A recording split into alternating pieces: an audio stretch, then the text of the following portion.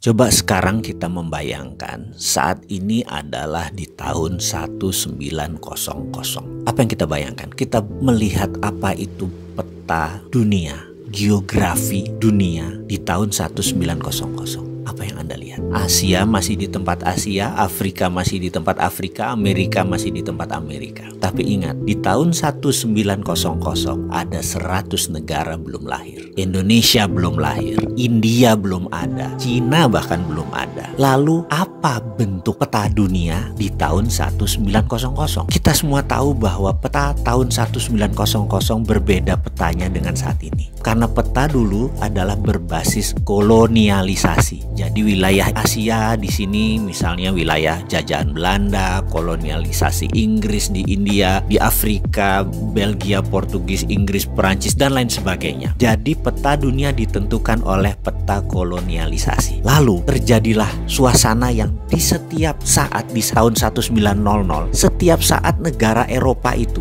yang melakukan kolonialisasi di mana-mana, hampir perang di semua wilayahnya. Belgia hampir perang sama Inggris di wilayah tertentu, Portugis hampir perang sama Perancis di wilayah tertentu, Belanda perang dengan Inggris di wilayah tertentu. Itu membuat tahun 1900 adalah suasana yang sangat tegang. Itu terjadi. Lalu Inggris waktu 1900 memutuskan kalau terjadi perang pada saat itu mereka bisa dikatakan yang paling berat karena wilayah mereka yang paling besar. Lalu mereka memutuskan ada baiknya mereka mencari ally atau teman negara lain yang berpihak kepada mereka, aliansi atau sekutu. Mereka terfikir dengan Amerika, sebuah negara independen, kaya dengan minyak, kaya dengan teknologi, dan tidak dijajah siapapun dan tidak menjajah siapapun. Inggris sangat tertarik untuk bergabung dengan Amerika. Lalu dikirimlah delegasi tahun 1904 ke Amerika. Kemudian delegasi itu pun dibawa oleh Inggris ke Eropa. Delegasi Amerika melihat Eropa. Dan disinilah kesalahan Inggris yang pertama. Karena ternyata otaknya orang Amerika mulai terbuka pada saat itu. Dimana pada saat itu teknologi Amerika bisa 30 tahun bahkan 50 tahun lebih maju, lebih advance daripada Eropa. Buktinya senjata perang dunia pertama itu masih banyak yang locok, masih banyak yang satuan. Sementara bedil atau senjata koboi itu sudah revolver, sudah muter sendiri. Perang saudara di Amerika dan perang zaman koboi itu membuat persenjataan Amerika lebih maju dari Eropa. Kemudian juga perminyakan. Amerika jauh lebih maju karena sudah ada kerosin atau minyak tanah, sudah mau terbit gasolin, bukan sekedar minyak mentah. Bahkan 1906, 1 jam Amerika bisa menerbangkan pesawat dalam New York Festival 1906. Eropa masih belum tahu apa itu dengan pesawat terbang. Apa yang terjadi oleh Amerika? Ternyata sejak saat itu Amerika punya grand plan, ingin menguasai dunia. Caranya dengan membuat Eropa hancur. Ini menarik karena itu perang dunia pertama terjadi, Amerika memang bantunya kecil, memang ingin hancur. Kemudian puncaknya sewaktu 1933 begitu Hitler Nazinya sudah mulai menguasai Jerman dan sebagian Polandia, dia sudah mulai menyerang. Amerika diajak masuk itu oleh Inggris untuk membantu Eropa adalah di 1939. Amerika nggak maju-maju banget, setengah-setengah hati aja. Kenapa? Karena memang Amerika ingin Eropa hancur. Lalu full Amerika mau masuk adalah ketika mereka melakukan strategi yang luar biasa, di mana di tahun 1944 mereka mengadakan meeting di kota kecil di utara Boston yang namanya Bretton Woods. Di kota inilah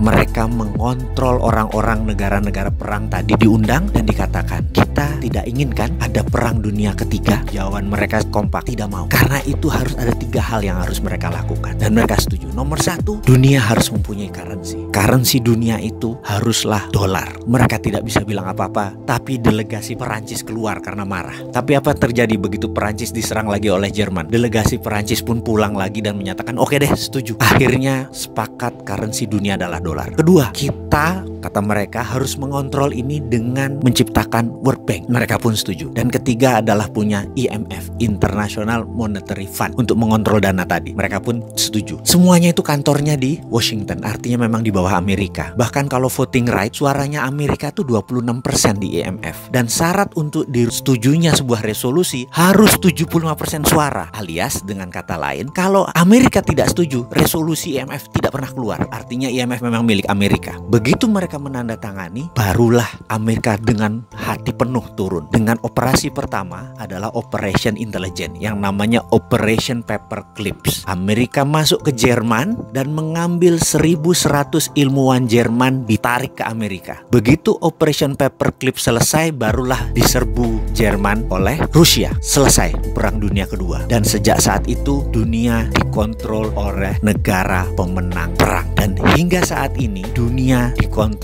oleh negara pemenang perang. Jadi kita semua ikut aturan mereka. Tapi ada yang baru. 5 tahun terakhir sejak tahun 2013 ada penantang baru yang namanya Cina yang menantang hegemoni pemenang perang dunia kedua tersebut. Itu sudah terjadi. Sekarang Indonesia bagaimana mainnya? Indonesia itu mau ikut siapa sih ke depannya? Kalau saran saya tetap garis lurus.